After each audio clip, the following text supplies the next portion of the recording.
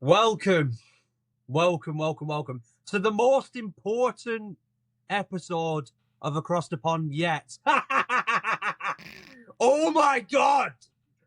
Guys, there is an argument to be had here. The battle lines are drawn, people. This is why I've got my hood up. This is serious shit going on today. All right, people. We have got Lerone Murphy versus Movsar Evloev. Jay, how much does this fight mean to you? I'm not going to lie. This is the most important fight in our lives. We're being counted out. We are being doubted. People saying, oh, we can't beat Movsar. Oh, Movsar's just going to lay and pray on you, bro. Oh, we lost to Gabriel Santos, even though none of you even watched that fight. Whatever. Lerone Murphy, we are the best in the world. We're the best there is, the best there was, and the best there ever will be. They counted us to get Pico, saying we were a betting underdog. They said we got no finishes, say we got no knockout power. Guess what? Pico was rendered unconscious.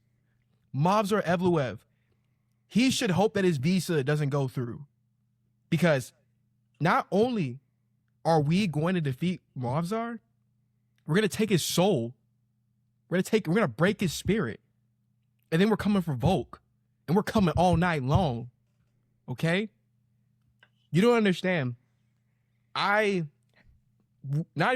We have been having our name drugged through the mud. People were saying, oh, we won a robbery against Emmett. Oh, Emmett picked you up and slammed us. But we beat him, though. When Ilya does it, it's flirting. But when we beat Emmett, it's harassment. Everybody's glazing Vallejos for beating Emmett, but we broke him. We broke Emmett. Lerone Murphy is the best featherweight who has ever lived. And people just want to keep on disrespecting him. And I just don't get it. I genuinely don't understand it. This is a man who was shot in the face. This man was shot in the face, bro. He beat death. And y'all sitting here trying to tell me that this groomer is going to beat us? Absolutely not. Absolutely not, bro. So play this clip back. When Lerone hand is raised in victory, all I know is everybody who doubted us, stay where y'all at. Stay where y'all at. Did they shoot that nigga and miss? Did they miss? Because why that nigga damn near quit against Gabriel Santos? I thought when you get shot, you're supposed to be a monster. What are you talking about? What do you mean quit against Gabriel Santos? He gassed out. How did he gas out? At the end of the round, arms down, just allowing himself to get picked up. Whoa, you talking about arms down? Whose hand was raised though? Whose hand was raised though at the end of the fight?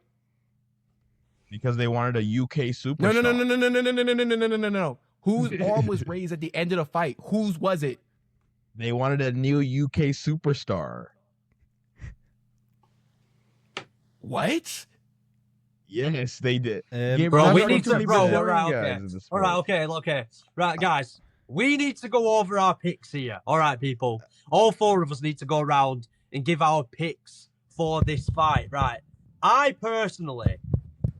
Are you ready, guys? And just before we continue, the sponsor of today's episode is by none other the best MMA app on the market, 4oz MMA. And for those wondering, oh, what's 4oz MMA? Don't worry, I've got you covered. With 4oz MMA, you can do a variety of things, whether it's you want to check stats of fights, what's taken place in the past. Maybe you want to compare two different fighters and see how their stats uphold against one another. Maybe you want to see what fights are coming up ahead, see what times those fights take place, because a lot of the time, us MMA fans don't have a clue what time these fights actually take place. You can do that on 4oz MMA. And if you're someone who prides yourself on elite MMA knowledge, elite predictions, this app is perfect for you because you can make your very own fantasy MMA league and go against other people who you may be friends with, may be a part of other communities with, and you can go head to head when it comes to predictions. So guys, make sure to check out 4oz. It's on Apple, it's on Android, and not only that, it is free as well. So make sure you go and download them, check them out, see what you think, and thank you again to 4oz MMA for sponsoring this video.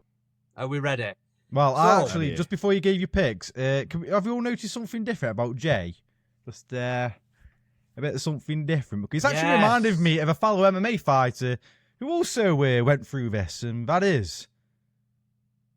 There we go, right there. What the fuck? You can share this. Yo!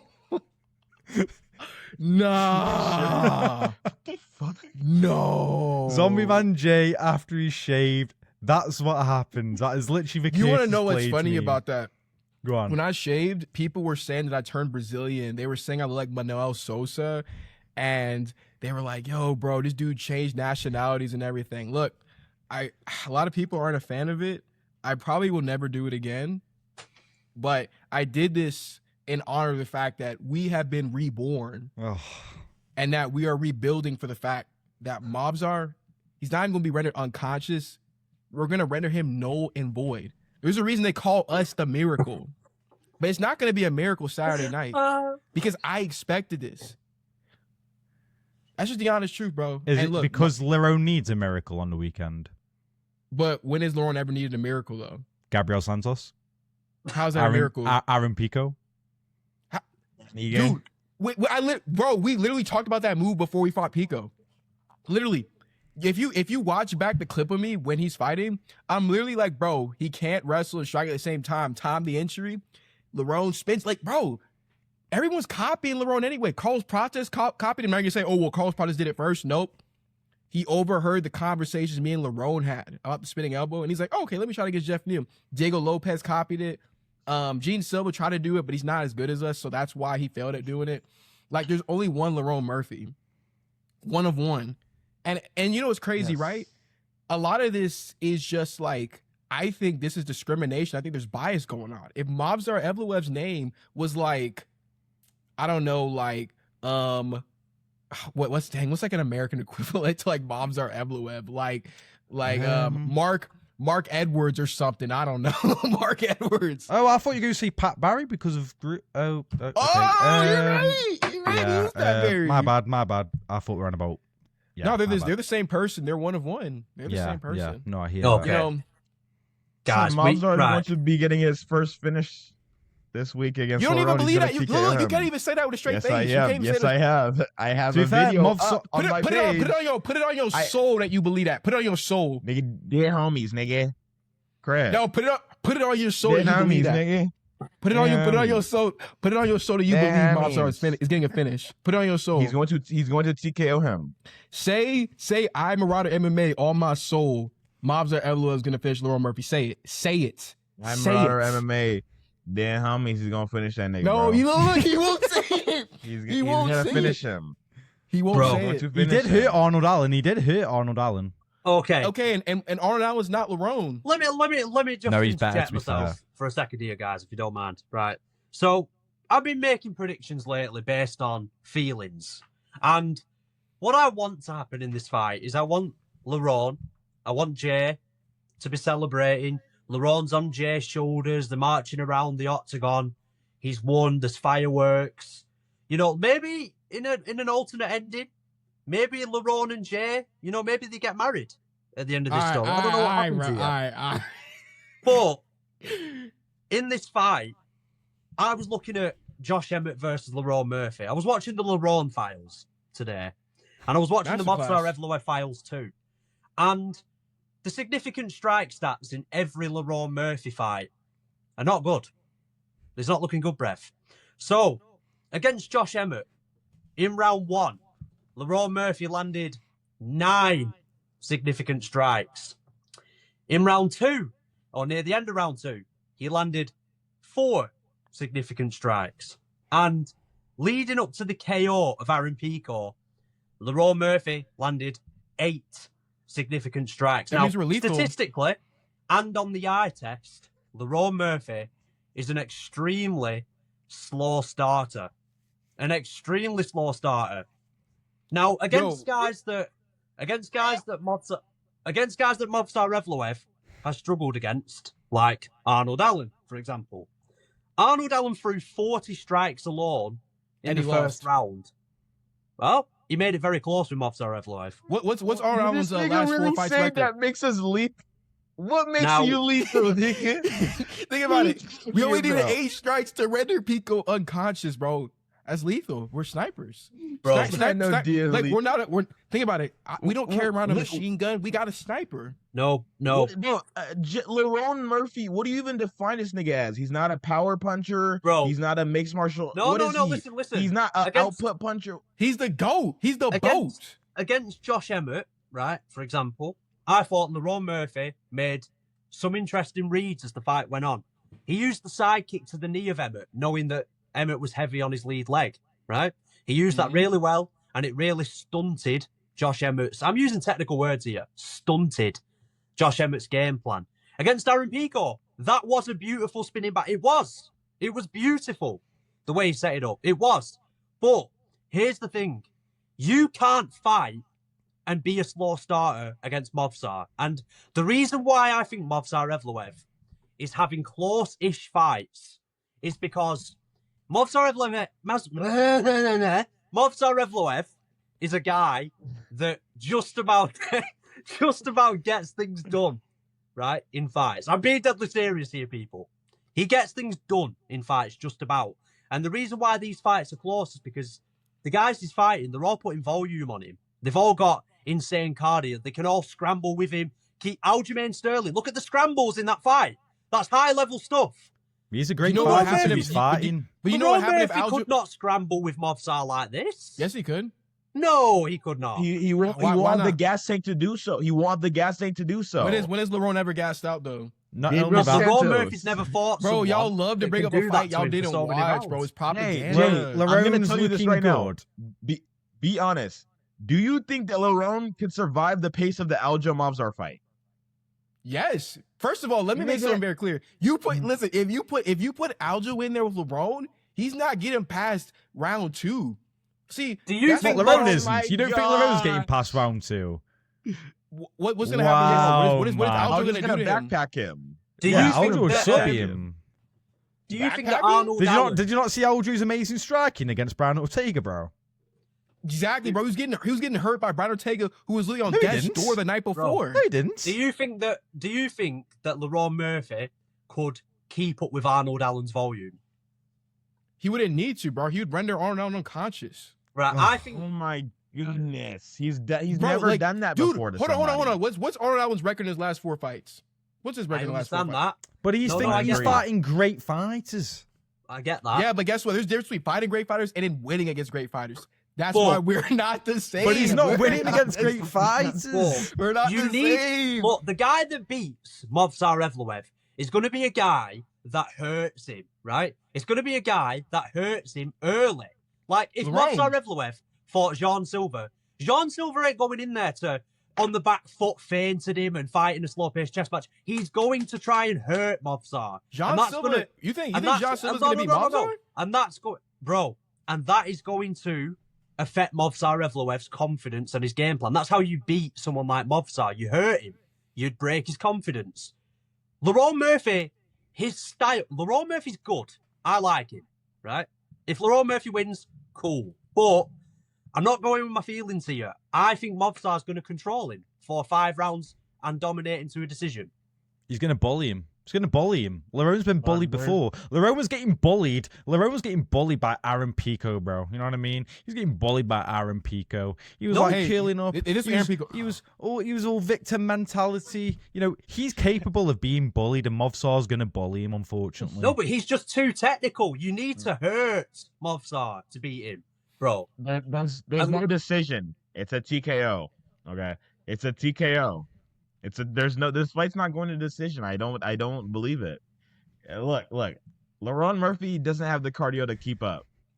Sadly, I mean, I would love for this fight to be a war decision, but Lerone's just gonna gas out. But Movsar's the Russian Marab. This is what they call this nigga, the Russian Marab. He has a better gas tank than Marab, damn near. Bro, in the Aljo fight, start of the 3rd round, he's not breathing.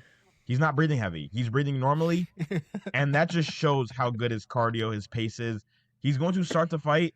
He's going to put a pace on Lerone Murphy. That wasn't even a hard pace, though. That wasn't even a hard pace fight. That was one of the hardest paces in UFC history. It's not, though. That was a very hard pace. Yes, it was. It wasn't. Not many people could scramble like that. And Lerone's too used to fighting at his own pace, but when someone sets the pace on him, he starts crumbling. No, the Aljo Movsar fight was not a hard pace. I'm going to explain it to you like this, right? Okay, Movsar and Aljo are both 2 grapplers by trade, right? Mm-hmm. So, for example, if you tell any grappler that we're going to grapple for 15 minutes, we're going to scramble, but we're not going to strike like that, we're going to have like this gentleman's agreement that when we get to the center, we're going to mainly grapple, that's not hard. It really isn't that, because you're essentially saying grapple 15 minutes, bro. They do that in training times 3. But Evloev won that fight because he used damaging strikes to get the better of Aljo. That's why he won that fight. Because he broke the gentleman's agreement. Like, Aljo went to that fight thinking, we're just going to play jiu-jitsu catch wrestling rules, basically. And then Movsar, like, when the round would get, like, towards, like, a minute, he'd be like, okay, and then he would win the round, like, very slightly. But no, it's not hard if you're a grappler to grapple for 15 minutes if you guys are not having prolonged striking exchanges. That's not hard, bro. It's going to be different when you've got Lerone using his footwork, jabbing, switch kicking, switch dancing. It's a whole different game. Movsar ain't going to respect that. He's just going to take him down. He can respect whatever he wants. I know he doesn't respect, like, age of consent laws, but it don't matter, bro. Like, he's not going to see Lerone, bro. It doesn't matter.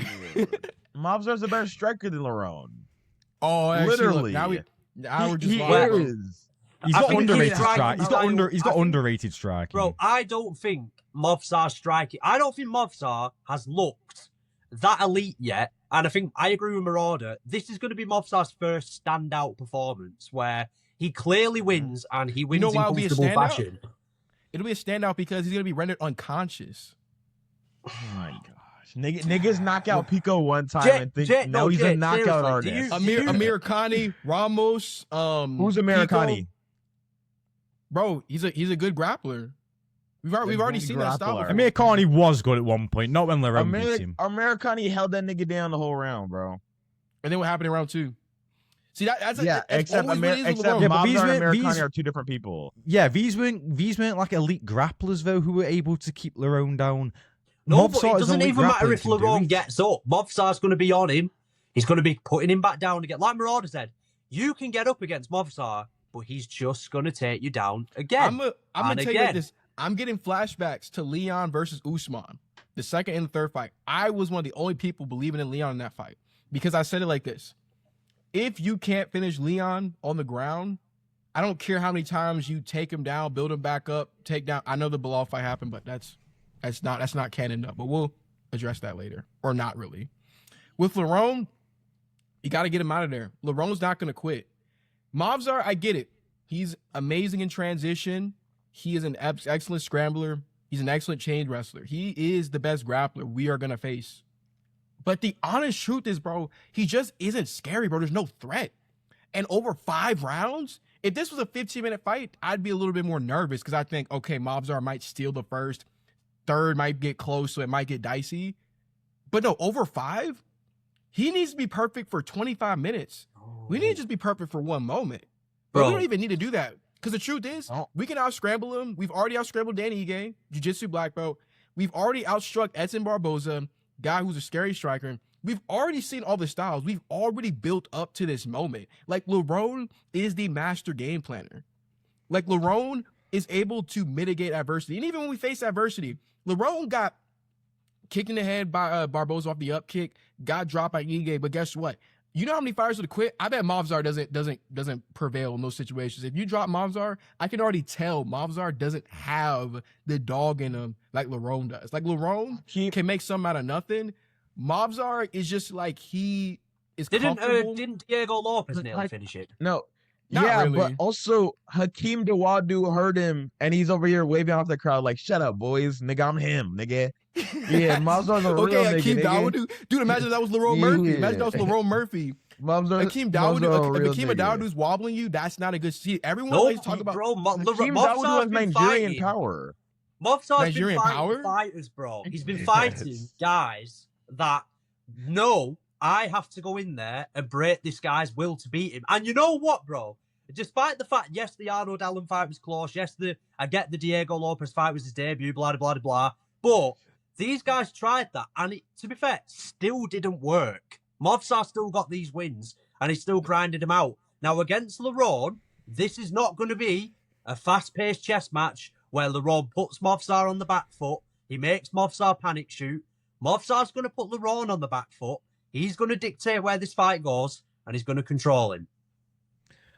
You know what, Jay? You were convincing me for a second there that maybe there is a bit of hope for my mate Lerone Murphy, but ultimately I just can't get past the fact that I don't think there's enough urgency there. I don't think when he's getting dumped on his head and he's getting bummed badly. I don't know if he's got it. Oh, he knocked out Aaron Pico. Bro, every loss of Aaron Pico's came by a KO. Why are we acting like Pico wouldn't be competitive with Movsar? Like, why are we acting like Pico, no, but I agree with that. I agree with that. No, It's just cosmic matchups, though. That's people Pico, overrate Pico, bro. No, but this isn't about how bad. Like, I think Lerone is a good fighter, but Movsar Evloev, he is the guy that is going to make Movsar Evloev stand out. He's going to give Movsar his first standout performance. Movsar couldn't even stand out against a short notice Diego Lopez. Like, do you know, like that's. But Diego Lopez is better than Lerone Murphy. No, he's not. Yes, he is. Diego Lopez has no lateral movement. This guy doesn't even have basic footwork. But he would still catch. Lerone Murphy. If Diego Lopez went to your boxing gym right now and they told him to do basic footwork drills, they'd say, "All right, kid, you know what? Here's a free trial. Here's some trial gloves. Come back and we'll teach you everything that we know." That's exactly what they would tell him. Volk literally called the dude an idiot. He said, he was cutting me off one way, so I went the other way. Like, bro, you're telling me Diego Lopez, Mr. 232, like Mr. Itchy Neck, it would chin Lerone Murphy. No, he wouldn't. Yes, he would. She couldn't even chin Dan Ige. Pardon? What? He couldn't even chin. Hold on. What did Lerone Murphy? Didn't Lerone Murphy get dropped by Danny Ige? But he won the fight. And no, Yeah, wait, by the way, Diego Lopez. So did Diego. Oh no! That was Danny Ige off the couch. Danny Ige off the couch. Danny Ige on 5 hours notice was giving Diego Lopez trouble. Dude, that's not okay. Yeah, but Lerone had a full camp. Lerone had a full camp against Danny Ige and got dropped within the first. That's minute a better version still. of Danny Ige. That's literally a better version. It's not the same person. But Lerone had more preparation for him. Yeah, but Diego bro, Lopez that is trained fight for with Danny Ige for Diego was never going to be easy. That was never going to be easy. Dude, He had to make weight 3 different times in the preparation for that He fight. didn't have to really make weight for that last one though, dude. They were No, but it's a constant mental shift in focus, in opponent. Bro, that man never going to be an easy fight. Danny Ige was getting a massage. Danny Ige was really about to go to the fights. All the pressure was on Lopez, and he still came through. Didn't get dropped like someone else did. Diego is just not like I think he's a great fighter, but he's not better than Lerone. Like I refuse to think that a guy. He is. He has no lateral movement. Okay, he's got 2 left feet, Jay, bro. Jay, let's be honest. The only reason somebody should be picking Lerone is because he's riding off of a high confidence now. Now he has confidence. He's not insecure anymore. Lerone's no longer insecure. So when was Lerone ever insecure though? Against Josh Emmett, that's why he's throwing 4 strikes around. He wasn't. Okay, confident. I got a question. How many losses Lerone got in the UFC though? How many losses? Oh, how much losses did Movsar have? I don't know. Arguably 2. Arguably 2. Okay, Lerone, arguably 2. But the guys that Movsar's fighting, they said Danny Ige robbed fighters. He's literally never fought someone better than Lerone though. But he's fighting guys that are Lerone's too smart for his own good. This is what I mean. You're gonna see it. He's too smart for his own fucking good. This is what I've realized. The guys Movsar struggles against, they're not smart. Bro, they're wild. No. You're wild. You're wild. No, they're wild. Benjay, now that he got his first knockout in his career, now he wants to be a wild nigga. How was that our first knockout? No, that was like our 3rd one in the UFC. 3rd one in the UFC. His first knockout in his career. So now he's gonna try to be a wild nigga. We had 3 in the UFC. We have 3 in the UFC. We had 3. Until Lerone Murphy starts getting taken down, he's gonna try to be doing wild shit, try to be a new nigga and and like what? I don't know. Recreate himself. That's what you think, right?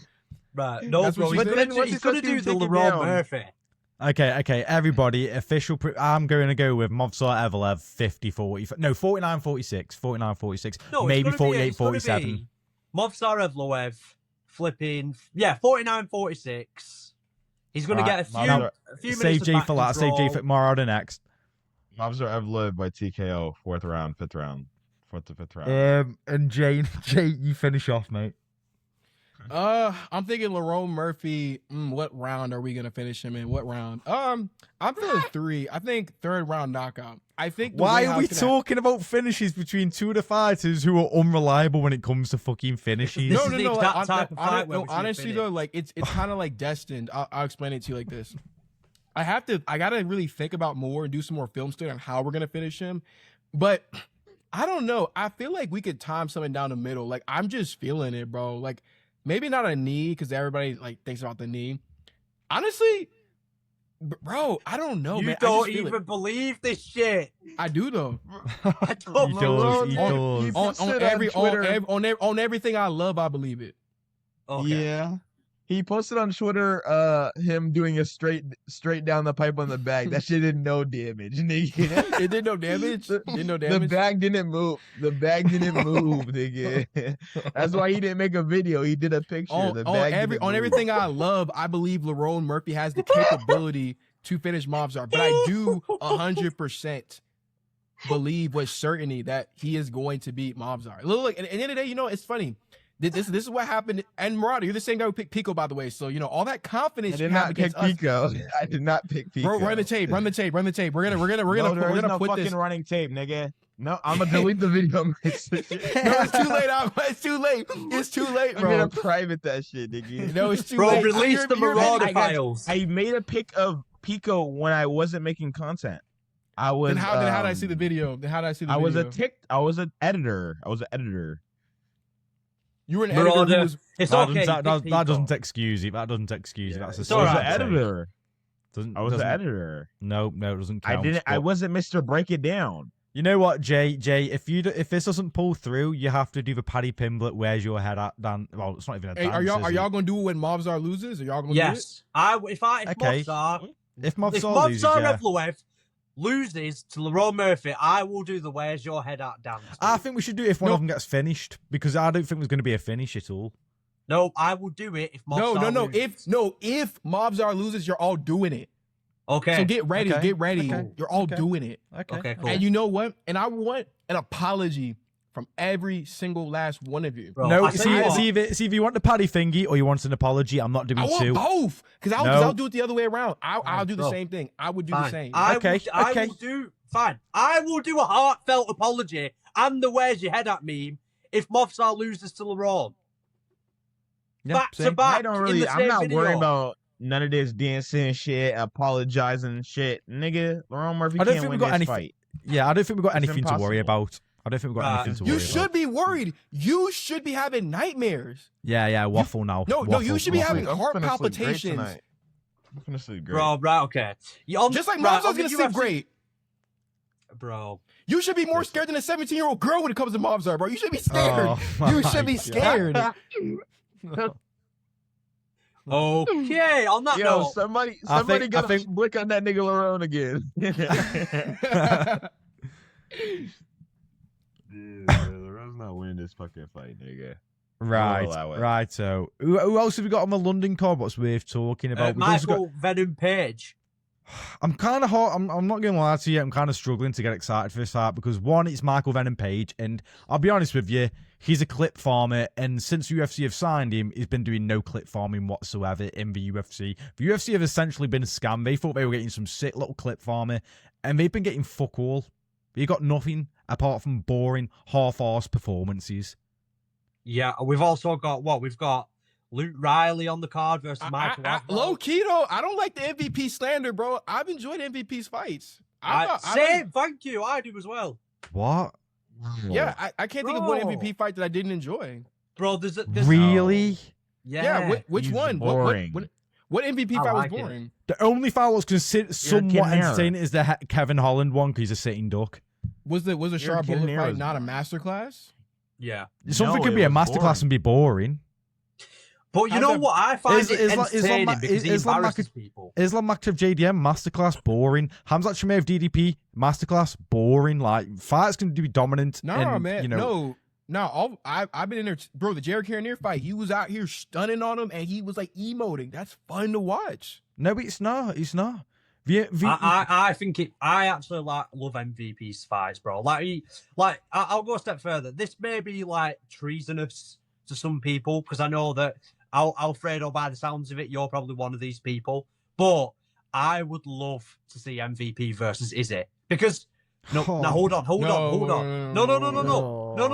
Let me explain. Let me explain. You sound like you know when a UFC fight, but you know when like your 9-year-old nephew gets into UFC. That's what Ben sounds like right now. Let me explain. God, bro. Let me explain. You know what wasn't an entertaining fight, but it kind of was? Izzy versus Anderson Silva. Right? That was a fun fight. Nothing insane happened. There wasn't even many damaging shots, but it was fun. It was an aura fight. MVP's fights, they're aura fights. I like them. Can I not like a fucking fight? I mean, come on, I'm walking. No. I'll say this. MVP is a top 3 striker in the UFC right now, and he's the only true sniper in the UFC. So when people speak of O'Malley as a sniper, he's not a sniper. Okay, O'Malley doesn't snipe people. He couldn't touch Pedro Munoz. He couldn't touch Marab. He couldn't touch these guys. Michael Venom Page is outstriking. Oh, not even outstriking. Sniping Ian Gary, Jared Cannonier, Kevin Holland. He's not throwing any output because he's a true sniper. So that's one thing I'll give about MVP. He's good. He's a top 3 striker in the UFC. Yeah, none of these guys can hang with him on the feet. And no, I personally don't want to see Izzy versus MVP because I love them both. They're also both really good friends, so I don't want to see like 2 friends. I know we fucking boring as shit. And then what else? Like, how do we think it's going to play out with Sam Patterson though? Because Sam Patterson, hey, he's quite an underrated fighter, man. He's a lamb out the slaughter. He can knock you out. He can submit you. He's quite what a lot of English people would consider mustard. To beat Michael Venom Page, you need to have like a bit of aura. You need to have a bit of fear. Ian Gary has aura. Can I be real? Ian Gary has it in Ian Gary's own words. In Ian Gary's what aura does Ian Gary have? Bro, I'm not gonna lie. Dog shot of Carlos Prates. Yeah, I'm saying he whooped Prates. Like, I think we have to give, like, low key, bro. Like, we got to be honest with ourselves. He lost it when he got dropped and almost got finished. But, bro, I get that. But at the same time, though, like, for 4.5 rounds, dude, he was out there against Carlos Prates on short notice, by the way, too. Like, low key, he gained more aura from losing the shot. You can gain aura and then lose it. Bro, but Ian Gary's an elite fighter at welterweight. No, he's a very good fighter. Doesn't mean he got turned into a wrestler by MVP. Like, this is the thing. Sam Patterson don't have enough aura for MVP. No, Sam Patterson is not going to do anything to MVP. He's literally a lamb out of slaughter, to be honest. He's never fought anyone with that level of distance control and composure. I do think Sam Patterson's like the perfect clip farm for MVP, in all fairness. Yeah, that's why UFC have done this, because we're getting so bored and sick and tired with MVP's boring ass performances. We're like, okay, we'll give you a tailor-made clip farm right here, mate. That's what they thought. That's what Hunter Campbell's been thinking. You know, my boy Hunter Campbell back in the studio. That's what he's been saying. He's been passing it down. What the fuck is going on with you in the MVP slander? Because he's just straight up fucking boring. I'll be honest with you. Oh, look at me. I'm fucking... that nigga trying to be doing all of them. And then he starts doing Fortnite emotes like, bro, just fucking panning for me. Like, nigga, we grown. Stop doing that dumbass shit. I'm not 10 years old, man. I don't play Fortnite anymore. He's a great striker, but this nigga needs to do more. You should be able to finish Jared Cannonier. You should be able to finish. What? You know, how's Jared Cannonier is not bad. He's terrible. No, but Imavov and Caraballo could finish him, and they're not even strikers. Well, Imavov is. Did they embarrass him, though? Bahalo didn't finish him. Oh, shit, no, he didn't. Yeah, but he should have. But did they embarrass him like MVP did? MVP embarrassed Jared Cannonier. Dude, remember, bro, he beat RoboCop, dude. And that's old man Jared. People forget, man. Doesn't matter, because RoboCop's now new and Dude, he beat reformed. Sean Strickland. People forget, man. Yeah, but I don't like Sean Strickland. Robbery. Good. But all I'm going to say is, you're anti-black. MVP's fans are all just Fortnite fans. That's all it is. His fan base is all Fortnite fans. Stop trying to put me in a box. Anti-black and Go back, Go buy some more fucking V-Bucks, I don't like the way you're mate. generalizing me right now. I don't like the way you're generalizing me. Go ask your parents for some more V-Bucks and load it up, boys. That's what I'm going to say to you. I am a grown-ass man. If I want to buy V-Bucks myself, I will. All right. Yeah. Well, I like MVP style. And, bro, don't ever say I need my mother to buy hang on. MVP style is very gorgeous to me. Well, we've actually got someone who's actually a very fun fighter to watch. That's Nathaniel Wood. He is a proper fighter, an entertaining fighter, and he takes on UFC newcomer Lerone Murphy. Now, what do we think of this one, boys? Because I actually think this is going to be a banger. But what do we make of it? Nathaniel Wood, crafty. Definition of crafty. Me and Lerone are best friends. We're mutuals on Instagram. I posted with my girlfriend 3 days ago, and he liked my story. He pressed the like button. So we're friends now, right? But he's gonna get knocked the fuck out. Like, I'm being honest, he's getting knocked the fuck out. I've watched too much film on this nigga. I've watched too much damn film on this nigga since the Pitbull fight. His chin up in the air. He don't set up shots. His defense is horrific. He has 0 takedown defense. Somebody actually sent me a clip in of him sparring that was unreleased. Nobody has it. He got his ass whooped. This is leading up to the fight. I don't want to release it because that's disrespectful. That's not fair. But you do want to talk I know about it's not fair, but somebody said it to me. Anything happens in sparring, like you're meant to lose. It wasn't. Sparring. It wasn't. No, he got beat up bad. It was by a welterweight. Okay, it was by a welterweight, but he got dominated. Like, and this so they're bigger than him. So you don't beat up by someone who's bigger than him. Well, the thing is, he was fighting bigger guys on in Octagon. Was 155? No, lightweight. Yeah, lightweight. 155, 145. So what are we saying then? Do we think, obviously Nathaniel Wood, bro, I'll be real. Nathaniel Wood is so good at, even if he does lose, you know you're not going to have an easy time 9 out of 10 times with Nathaniel Wood. So do we think Lerone Murphy is going to break the curse for, who are we picking, Alfredo and Jay? I'm going to go with, I haven't seen much of Kaita, but when I did watch Kaita going into the Pitbull fight, I watched a couple of fights of him. His main weapon's a big right hand. He doesn't really set it up that well. And that's all I could really remember. Nathaniel Wood, he's a bit of a crafty vet. You know what I mean? About on your UFC debut, I don't think that's a great debut for you. That's like a really hard one. Like, he just beat Jose Delgado, and I know Delgado didn't look the best last night, but Delgado's like a real good prospect, and I think Delgado would beat Kaita, so I'm going to say that Nathaniel Wood, he gets a 29-28, or maybe he gets like a late 3rd round finish. But before Jay speaks, Jose Delgado, his name, okay, make sure to say Miguel, because if you don't say Miguel, he's not a prospect anymore. Lerone Murphy would knock him out. Just because his striking, he's terrible. Jose Miguel, he's horrible. Lerone Murphy would catch him. What? Whoa, you see how he left it? He leaves his chin on a platter. He overextends and leaves his chin on a platter. That's what is favorable against for Lerone Murphy. But Nathaniel Wood is actually, he's here, and so it's gonna be a harder fight. But Miguel Delgado, that nigga is not. He's not nothing, bro. Nah, that ain't it, bro. That ain't it. He just lost yesterday. He just lost yesterday. What are we talking about, bro? He just lost, dude. What are we saying? What are we saying? He just lost. Bro, no, he didn't. But whatever. He's having gritty fights with a nigga that was fighting Max Holloway 15 years ago. Right. This nigga Andre Philly was fighting Max Holloway like 15 years ago, and Melgado is having to grit down on the mouthpiece. How is that cool, nigga? That's not cool. Melgado is not let's stop speaking of Melgado or these guys. Why are you calling him Melgado? That's not his name. It's not his name. Don't call him Melgado. This nigga, bro, he's not good, bro. Bro, while we're here. No, wait, hold on. Jason is the greatest prospect in UFC history. That's not what I said. That's not what I said. I didn't say that. I said he's one of, not the. I said one of. Oh my god. You said Melky. No. You said Melky Costa's the greatest prospect in UFC history, and he's gonna lose to Arnold Allen. Like, what are you talking about? Well, because Arnold Allen's not a prospect. So yeah, but if you're the greatest prospects in UFC history, you've got to kind of be talking about. Oh my god! The greatest prospect is getting knocked out by the Mean Machine. Shut up, the hell, dude! The Mean Machine was beating him up.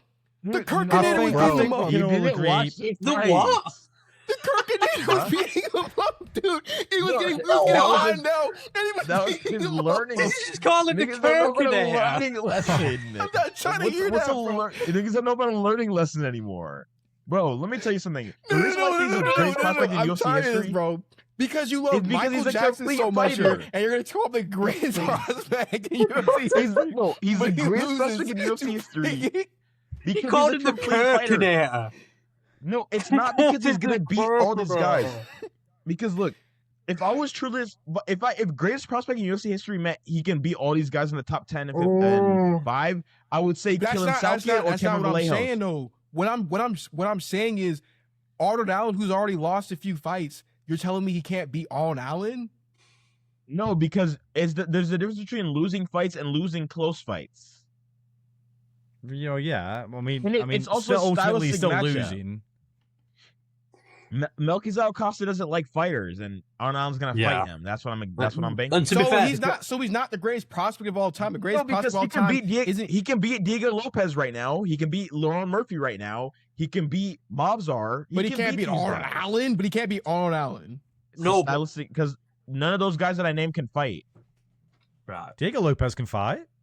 Hey, Lerone Diego Murphy Lopez is not gonna fight. can Is not gonna fight. Diego Lopez is an orthodox fighter, so he's not gonna fight him. He won't get in range to Yes, fight dude. him. But I'm going with Lucena Chieta though. I'm gonna be the odd man out here. I think.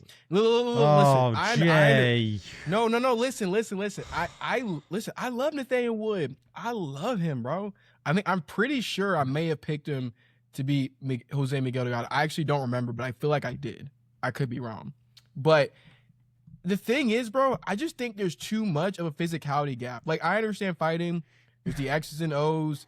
There's, sitting on the outside. But I genuinely do think Lucena's going to show, like, a difference in terms of the physical ability. You've just outed yourself as a fake Lerone fan. Want to tell you why?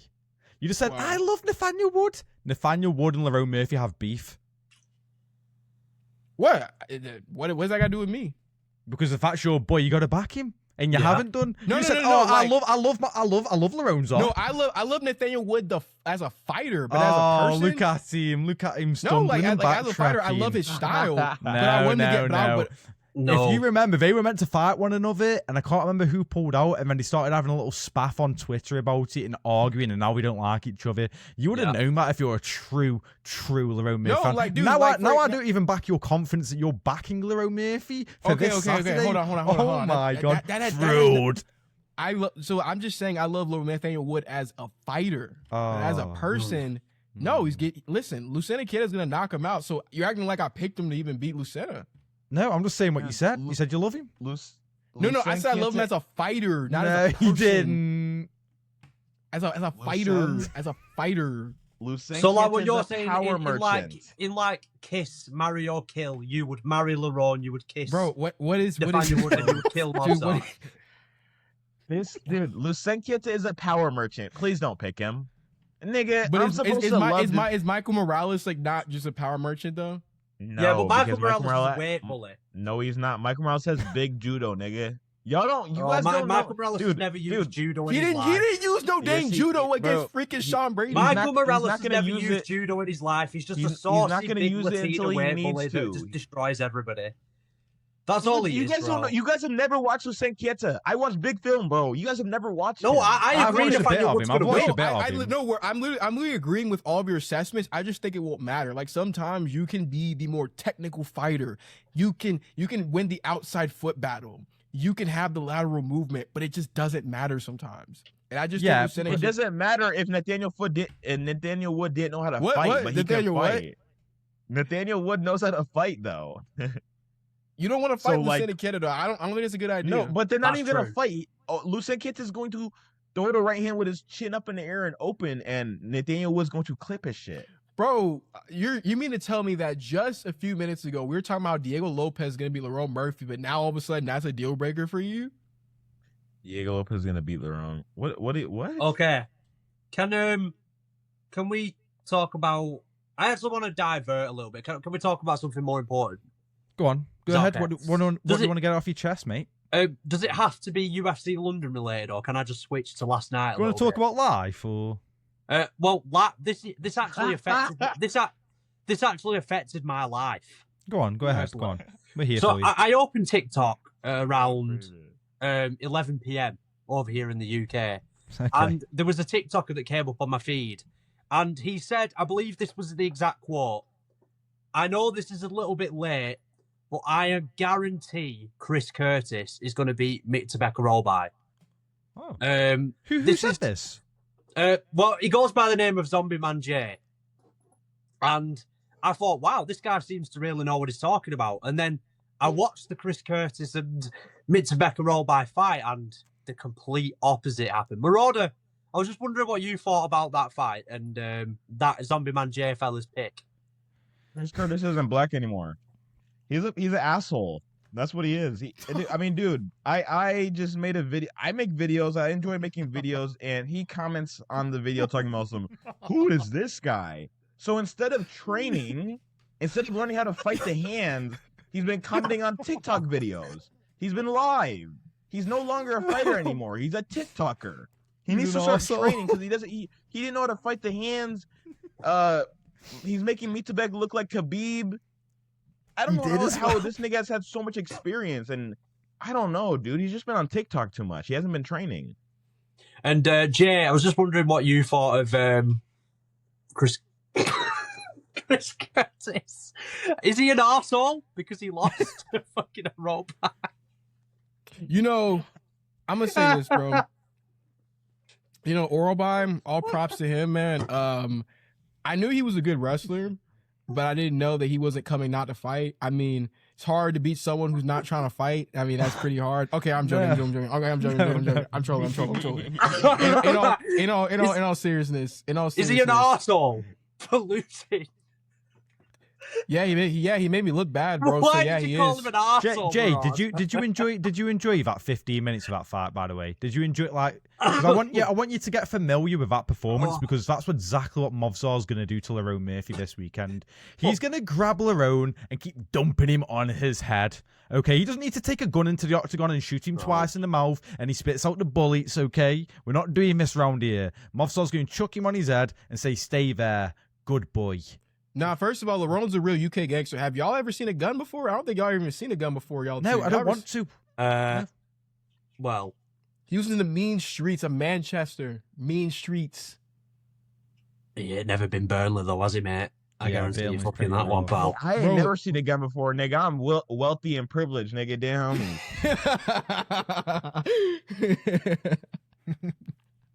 To answer your question. Yeah. But like, is there anything else on the London card? Actually, a nice little transition. Harry Hardwick. I think he could survive a gunshot wound as well because he got his jaw broken. And fight of the year contender right there. Am I right, lads? What a fight. Yeah, that was an amazing fight. Was a brilliant fight. He got the piss beaten out of him, broke his jaw. I don't know how I don't know. I think English people just have granite chins, to be honest with you. Paddy doesn't get knocked out. Harry Hardwick doesn't get knocked out. Is Darren Till not British? He's Portuguese. Gotcha. Yeah, Brazilian. Yeah. He looked really good, but here's my issue. He quit. Okay. I did not expect him to look that good, but he did quit. Zamia J posted on Twitter like, "Oh, you can't say this for quit." Nigga, Kobe broke his jaw round 3, go win round 4 or 5 against the best nigga in the world. Harry Hardwick is struggling against a nigga on the regional scene. Did Harry Hardwick quit, or did his coach just pull him out? Rahiki was getting his ass whooped on the contender series. This nigga basically got finished. Put another referee in there, and the fight's over. Now he wants to come over with Mr. Harry Hardwick, the Mr. Cage Warriors, and he's quitting. That's not quitting though. That's not quitting. Did his coach just pull him out, or did he quit? I don't know, man, because he can't. If Kobe would have stopped the fight in the 3rd round, you guys would have said he quit. Let's be honest. He wouldn't. Why else would he tell his corner that his jaw's broken? He wanted a way out. He wanted a way out. Is that what he said? If you have something broken, typically the fight's gonna get pulled. Yeah. Not necessarily. I mean, I don't. Not over time. But like, why would he tell his finger? Like, it's not like he's broke his hand and he can't use the hand. He's broke his jaw, and it clearly, visibly was bothering him, as it would. But like, Colby wasn't saying, "Oh, I broke my jaw." No, he actually did. He actually did tell him I broke my jaw. No, he did. That's the only reason. No. He actually wanted a way out, but his corner like peer pressured him into fighting. He didn't want to keep fighting. He got peer pressured. You know, it takes more courage. Narrative. It takes more courage as a man to be like, you know what? I just can't go no more. Like, I'll live to fight another day. Colby got peer pressured. Colby didn't even want to go out there with the Nigerian nightmare. Okay. Well, if he has the Colby has a true American gritty heart. That's what he has. He didn't get peer pressured. He wanted to continue fighting. No, he didn't. No, go back if you run the tape. Colby comes into sitting there and he's like, it's broken. I can't. It's broken. It's like, I don't care, Colby. You gotta go out there, bro. And then Colby comes out there, and I'll give him props though. He did win the 4th round. He did win the 4th round after his jaw got broken. What do we think of Harry Hardwick? Have you ever seen a clip of him going viral for saying Anthony Smith's the shittiest fighter of all time? He's a quitter. What do we think that now Harry Hardwick's had probably the worst UFC debut of all time, and then quit, Is not it the quit. Worst? The worst debut? The UFC debut where he got fucked up by Fernandez. Worst though? Nah, dude. Tristan Vines probably got the worst one. Tristan Vines, CM Punk. Oh yeah. Nah. No, I'd actually say that Hardwick's was worse. Do you know he was doing barrel rolls in the middle of the octagon. No, but Tristan Vines, when he was fighting Tiba Gauthier, literally when the fight starts, he started running away from him, like not even trying to engage with him. He was doing the Isaac Frost challenge. Broke the aura around him, kind of. Shut up! I mean, he gave us not the blueprint. We've seen a Tiba Gauthier get held down on the Contender Series, but Trevin Vines almost took him down. There was a clear size difference. This was not a fair fight. But Jose Medina sucks though. Jose Medina should be up there too. Oh yeah. No, but with Harry Hardwick, I get what you're saying though. I get what you're saying though. Harry Hardwick did look terrible first. But with Harry Hardwick last night, I thought against Rahiki, I thought it's actually a classic example of. It's kind of sad because you can get good at fighting, but you just might not be athletic enough to compete at the elite level. And at the end of the day, in this fight, I just don't I don't think Rahiki was more skilled than Harry Hardwick. He was just far more fast twitch, far quicker with his combinations, and he had far more impact on his shots. I think he was more skilled. I don't think he was. I don't think he was. I think he was. I actually thought Harry did really well in the first round and took that round. I only watched it once, but I gave Rahiki the round, but it was close. It was close. But yeah, I thought maybe it's because Harry looked better than I think everyone was saying. That's what I think. I think people have elevated him because again, that UFC debut was so bad. Yeah, but literally, he couldn't get any worse. So anything he did just looked really fucking good. Overall, I think he was good in southpaw and orthodox. I thought in the fight, I thought his shot selection was pretty decent. He did stick behind his jab, the fundamental base and the idea was there, but what I'm saying about Harry Hardwick is I just don't think he's got that added bit of athleticism to do well in the UFC. It's just one of those things. Is that okay? Is that a fair statement? I think they should match him up against Anshul Jubilee, and whoever loses gets released from the UFC. But Anshul Jubilee's, he's got that though. I don't think Anshul Jubilee's a bad fighter. Well, no, but he's put himself in this position where he's got to fight Harry Hardwick, and the loser has got to pack their bags and fuck off. Yeah, I don't know, man, dude. We've got Shamrock, and we're talking about Harry Hardwick being that bad. He fights on the weekend. Shamrock is terrible. He's one of the. Now we want to talk about like a bad UFC fighter. He sucks. But besides that point, I do agree with Ben J that Harry Hardwick, he has like Ben Askren syndrome a little bit when it comes to striking. Where like he is like I feel like he does some things decently well, but he just doesn't have it. And I know shadow boxing isn't like the end all be all, but it's just like there's certain things when you look at Harry, and even somewhat with George too, they're just like they're tough. Like they're very tough, they're gritty, but they're not dangerous. British. But the reason I don't want to call Harry Hardwick a quitter, even though I guess you can say that he looked for a way out, he quit. Because quitting has like a negative connotation to it that he was like wrong for doing it. And I don't feel that way. Like a quitter to me would be RDR versus Brennan Allen. Dude, come on, dude. What do you mean? That's double standards right there. It's not really a double standard though. Like if you get your jaw broken and you're like dish, I could be like, you know what, bro, it's not gonna get any better for you. With RDR, him, it's just simply like you got tired. You just got tired and the dude. What do you think just, it would have got better for him then? It wouldn't have got better for him. But look, my standard for so quitting you just is not- kind of contradicted your own. Do you point. mean It's not a like it was less graphic? No, what I'm saying is, for example, if you get something broken, like if your jaw gets broken, long term, if you keep fighting and you lose, there's like no gain from it. Like with RDR, bro, the reason you are even in the position where you wanted to quit is just because you already came into the fight underprepared, or you took too many fights, but that was already on you to begin with. Harry Hardwick didn't already come in knowing his jaw was going to get broken. It happened during the fight. First of all, it was 1-1. It wasn't like he was down 2-0. So he could have won the fight hypothetically, but he's like, nah. So it could have actually gotten better for him because we really don't know. Well, a classic example of quitting at the highest level is like, I guess you look, GSP against Matt Serry, tap to strikes. Like GSP is one of the greatest. But I wouldn't even call that quitting though, because the classic submissions is quitting.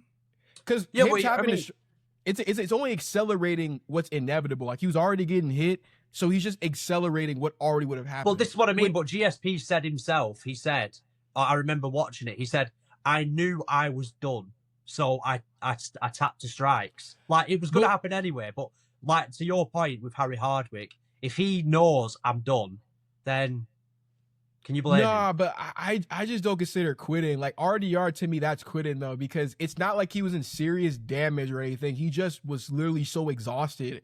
Like, bro, Tai Tuivasa and Tyler Teixeira, we're probably gonna have a stroke out there, dude. Dada 5000 and Kimbo Slice were having heart attacks, and they still went out there and fought. Now that's what I'm saying. If something like breaks like your jaw, because you guys gotta remember, how much did Harry Hardwick realistically make it in that fight? Not that much, probably. I know he got the bonus. Probably made like 5K. Yeah, probably made like 30 pounds, after taxes and everything. But he actually got a 100K bonus. RDR at that point against Brendan Allen was not seriously beat up. He was getting out grappled. He was getting out struck. But RDR simply was like, and here's the thing. Do I think he's wrong for quitting? No. But I would understand someone calling RDR a quitter. But Harry Hardwick, though, considering that it's 1-1 and his jaw's broken, I don't think it's the same. I feel like a quitter is Mauricio Hoofy against BSD. That's my definition of a quitter. Hey? He literally was just he just What did he accepted say? it. No, I think that would be more like Anthony Smith, though. Anthony Smith is like the actual quitter, though. Like, Anthony Smith will purposely put himself in a position to where the...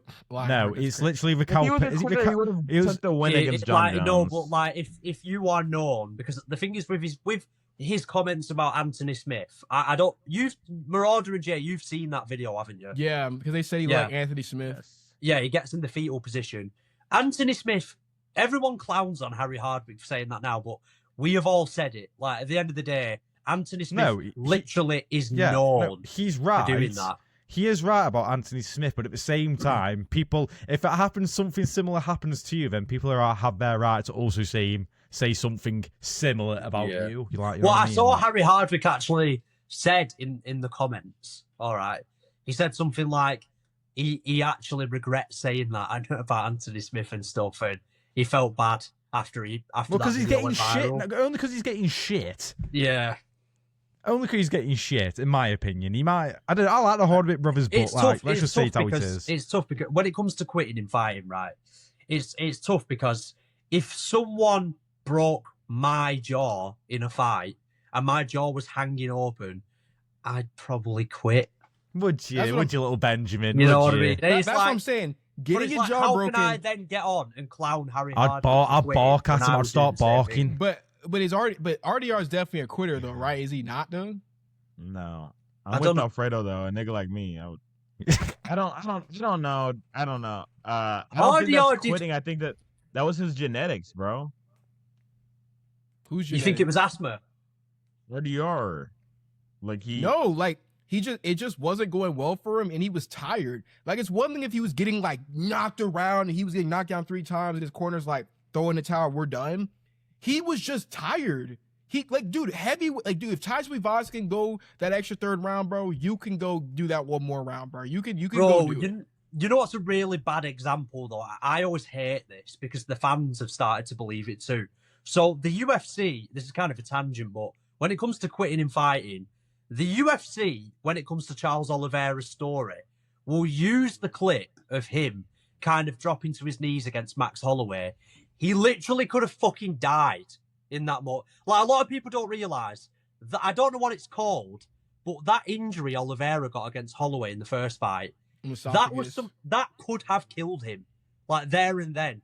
And everyone says, like, oh, this is part of Oliveira's story. Like, no, if that happened to him again, he would do the same thing again. If that happened to Max Holloway, he would also drop to his knees and that'd be the end of the fight.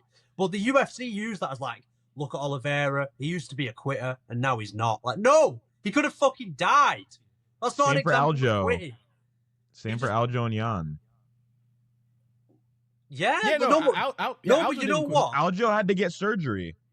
Yeah, bro, that was an knee. illegal shot that, you know, rendered him unconscious, so he claims. And he had to get surgery. Like, did it? I don't know. I don't know if the knee caused him to get surgery. I think he already had like existing neck problems. I don't know if the knee. Wasn't he partying like literally straight after? No. Well, he had Marab party after getting his ass beat by Jan. His ass whooped. Like, but like anybody's gonna party just because they already made the after party before the fight. But you know what I'm trying to get here is that, I mean, yeah, people say that Aljamain did like a performance. He quit this, that. No, he needed surgery. He came back and then he beat the shit out of Peter Yan. So I think that, I don't know how to really define a quitter, but is quitting? Do you look right? So do you guys look down on quitting?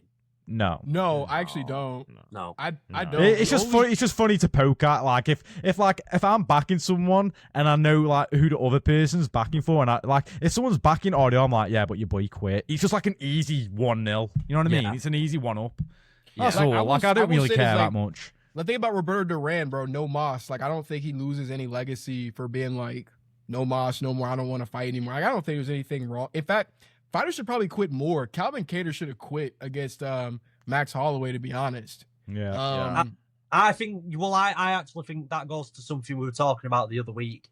I do believe corners in the UFC should save their fighters a lot more. Yeah. I think we were talking about this the other week, but like Calvin Kattar, his corner should have said, we're done. We're not carrying on. Guys like Mateus Ranbecki, bro, he takes too much damn damage. Yeah. And like the UFC keeps giving him these tough matchups to entertain the fans. Yeah, they want to kill. They want to see a body. They want to see a body. Well, like if Anthony Smith, too much damage. If Anthony Smith's corner cared about him, bro, we could have saved a lot of like edits of him getting clowned on. We could have saved a lot of edits. Yeah, no, against Glover Teixeira, I don't know why they didn't throw in the towel when his teeth started falling out. Like, dude. Yeah. I don't know. I don't even get why MMA corners are so, like. Or even like. Sorry. Because they paint this sport as a gladiator sport when in reality, you just go sign up and fight. The last time I can remember. Yeah, because last time I can remember someone throwing in the towel that to my memory would be like Nate Diaz when he fought Josh Thompson and he got head kicked, but it happened like as he was getting knocked out, but his corner threw in the towel as Derek Brunson and DDP. Was it Jared Cannonier DDP? Yeah, because I know Derek Brunson was getting like pounded on, and then they threw in the towel for him. Yeah, more corners definitely need to do that, bro. I don't know why they like to see their fighters go out on their shield when there's literally nothing they can do. Like Calvin Kattar, he could not turn that fight around. There's no point. Well, it's like how many fights do you see in boxing where, like for example, Deontay Wilder has like never spoke to his coach again. I know there's the conspiracy theories about he claims that Mark Breland put stuff in his drink and stuff in the Tyson Fury 2 fight. But when Mark Breland threw in the towel for the Deontay Wilder stoppage against Tyson Fury, he never spoke to his coach again. But if you said to Mark Breland, would you do that to Deontay again to save him? He'd be like, yes, because I have the best interest of Deontay in mind. Like, the referee stops the fight when he feels like you can't continue. The coach should be no different, bro.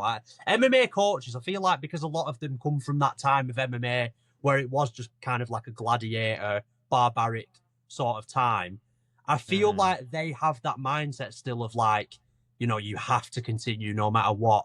But you've got to have the best interest of your fighter in mind. And it's crazy. They should start throwing in the towel before the fight starts. Like Beneil Dariush. Why is he still fighting? No, you laughing, but I'm so serious though. Why who was he meant to fight? He's fighting Quillen Salkill. Yeah, but who was he meant to fight just before that? Manuel Torres. Yeah, Oh, so yeah. they were gonna kill him and give him Manuel Torres. Then Like- then God said, I have to injure Manuel Torres here, right? We can't let this happen. Then they looked at God and said, Quill and Sal killed. What are they trying to do to this guy, bro? Manuel They're trying Torres to would have kill done this nigga way more brutal. Way Yeah, more I brutal. think the MMA. I think the MMA gods are furious with Dariush for ending the hype of Money Moicano. I'll be honest with you. That's why they want to see Beneil Dariush 6 feet under, and that's what they're going to keep on But trying to do. as a manager, you need to be able to say, no, we're not fighting Quill and Salka. We're not fighting. Like, what do managers even do in MMA, bro? Like, you have to be the self-aware one in the room. Like, Bro, you gotta, and what are the wives doing? Like, bro, when is someone gonna get like Rocky's wife when she's like, you can't win? When is here's the someone thing, that doesn't work because when you tell that to a fighter, they start going, no, I can prove to you that I'm gonna win. You can't say that. Like, you gotta, Maybe they need to start saying you can win. No. The best moment was Joe Rogan and Brendan Schaub. When Joe Rogan, and he recorded it too for everyone to see, and he said, no, like, you don't have what it takes to keep fighting at the UFC. And then Brendan Schaub will ask him, you know, if me and Cain Velasquez had a wrestling match, what do you think would happen? And then I think Joe you'd be Rogan surprised. was like, he's like, I think you'd be surprised. Like, no, I think you would be surprised. Yeah. Like, Yeah. you need more moments like that, and you need to broadcast it so you can't like act like no one else agrees. Yeah. That's my problem. More corners, more managers. Like, managers have to be willing to say, no, we're not fighting this dude. Call me a duck, call me whatever. But Beneil Dariush is gonna get put on a highlight reel by Quill and Salkill, and then we're gonna be like, what would it take for Beneil Dariush to retire? Like, was the BSD fight not enough? Like, I think I you know, when some fighters they stick around because it was like that loss to BSD, I bet Beneil feels like it was anticlimactic the way it ended. Even though he lost brutally, he probably thinks, but it didn't even get going. You know? yeah. And then Yeah, that's a good point. The other thing I will say too is, can fighters stop saying when they plan to retire? That junk be making me mad, bro. Unless you the gotta fight, stop. like, unless the fight is already set, like you already had the fight booked before you said it, don't say you're gonna retire. Like, for example, Anthony Smith said, I want one more fight for my retirement fight. They're like, okay.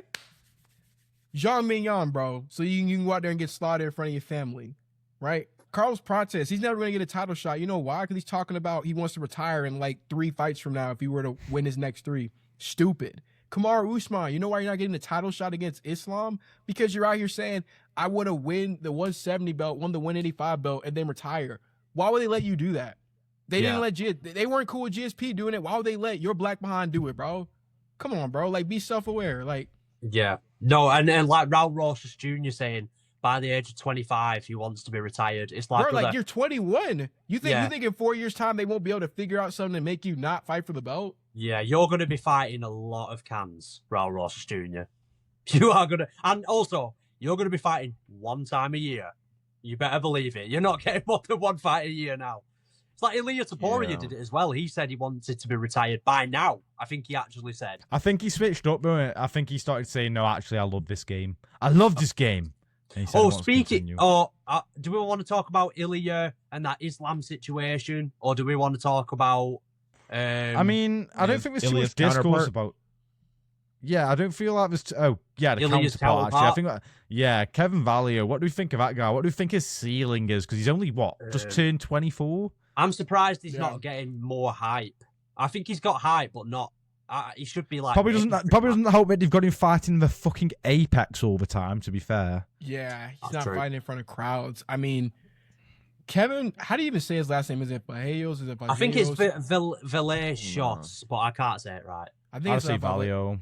Vallejos. Vallejos. I don't know, but Kev, Yeah, Big Kev. Big Kev. Wow.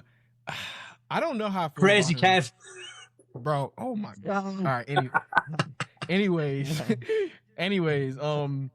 my thing with Kevin is I feel like it's my thoughts on Vallejos.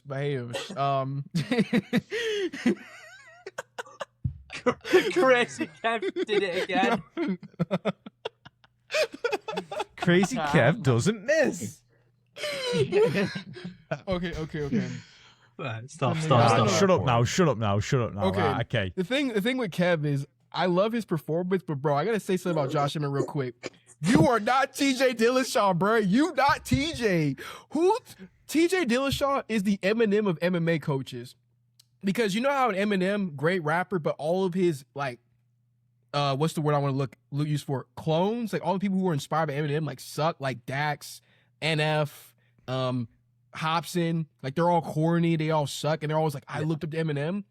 Josh Emmett at the age of 41 decided to look up to TJ Dillashaw. Is TJ Dillashaw older or younger than Josh Emmett? I actually don't know. I think he might be like a year or two younger. Like he won't be too far off. He's looking up to little bro. And he's talking about, man, you know, I want to start stance switching. I want to start doing this. Josh Emmett never did that a day in his life until he started training with TJ. He was like a frost troll in Skyrim. Like he was moving like bro, he was moving like this around the octagon. But like, dude, like he was, what the fuck was he doing, bro? Dude, TJ Dillashaw's what influence. The fuck? Who do you think you are? Who the fuck do you think you are? He's moving like this. Like, who do you think you are? This is you're not TJ, bro. You're not. I love that because I've spent most of my life playing Skyrim, and he's like nailed the movement of a frost troll. Bro, who the fuck does he think he is? This frost troll ass motherfucker. Who does he think he is? Josh Emmett is a frost troll, isn't he? Actually, yeah. Or he's like, have you seen he's been called the farmer, the fighting farmer? Because he looks like one of these fucking little deformed little goblins. Don't get me started, man. Like, bro, he literally, he's moving like a frost troll. Bro, he's doing that with his hands down by his side, right? He's doing that weird, like Jay saying. He's trying to get loose like TJ Dillashaw. He's trying to loosen up his shoulders. All right, brother, you are 40 years old. 40. Maybe even 41. He's 41. Right? Josh Emmett, nice fucking guy, I'm sure. I'm sure Josh Emmett's lovely, right? So I don't want to shit on him too much, but the second he tried to dart in with a combination, right? He tried to do the TJ Dillashaw circle, blitz in, like, got slept. Not slept, finished instantly. Bro, Josh Emmett has faced that style. Not the exact same, right, as Ilya, but similar. He has faced that style twice, and it got worse the second time. Well, what do we think of Vallejo? Do we think he actually is an Ilya Topuria clone? And what do we think his ceiling is? Because I actually do think he could become champion. Well, I still need to see a bit more. I need him to fight someone like who's prime, but... As my friend Islam Makhachev would say, and he is my friend, someone check the grappling. I think we need to see it. I mean, people have checked the grappling. He stuffed one of the takedowns. He stuffed one of the takedowns of Josh Emmett, which something Lerone Murphy struggled with. I think his ceiling. I think his ceiling will be like a Rafael dos Anjos. So a champion wins a title, takes a loss, and just good company, man. Is technical, stays around. Yeah, probably maybe he wins a title off of a good matchup, and yeah, I think he's like a Dos Anjos. To me, I gotta see him fight Yair at UFC Noche. That's the fight I think has to be next. It literally is the only one that can be made. I think he's one of the better boxers I've ever seen. He puts combinations together well. I'd like to see him running back with Silva at some point. That was a really cool fight in the Contender Series. Is he a champion? I think it would just depend on who he runs into, who has the belt, kind of like Marauder said. So I think he has championship potential. Like, I think he is already. I think he's better than what his ranking says. He's definitely. I think he's top 5 by the end of the year. He looks really fucking good. One thing I think he does slightly better than Ilya is, so when we look at the styles, I would say Ilya puts weight into his punches and places them better than Kevin Vallejos. But I actually think Kevin Vallejos is really good at, like, his center of balance is really kind of perfect of what you would expect, like a really fundamental boxer to be. Sometimes I would still like the way Ilya went into the head kick of Jai Herbert is because Ilya sways far one way or the other. Whereas I feel like Kevin he slips in and out, but he doesn't over exaggerate the movements. He kind of just subtly does these things. Like against Giga Shikadze as well. The way he finished Giga Shikadze, who's not absolutely unbelievable, but the way he was like drawing out the kicks of Giga, and then when Giga didn't realize he was up against the fence, just instantly smashed him. I think he looks really good. You know what I love about Kevin though? And not a lot of guys do this. When he has people hurt, he goes to the body. A lot of the time when people have someone hurt, they just start headhunting. But usually if someone's hurt, they're going to be covering up like this, and he'll rip to the body. So I think he's already, like, honestly, his like level of composure is really crazy. I think, okay, I might be sounding crazy when I say this, but he might be better than Ilya when Ilya was where he was at his point of his career. Like when they were at the same point, Kevin might be better. I don't know if that's crazy to say. Yeah, I want to take back my Rafael dos Anjos. I did forget. He's only 24, so for his composure and how he is right now, I'm actually going to change his ceiling to this. I'm going to change his ceiling to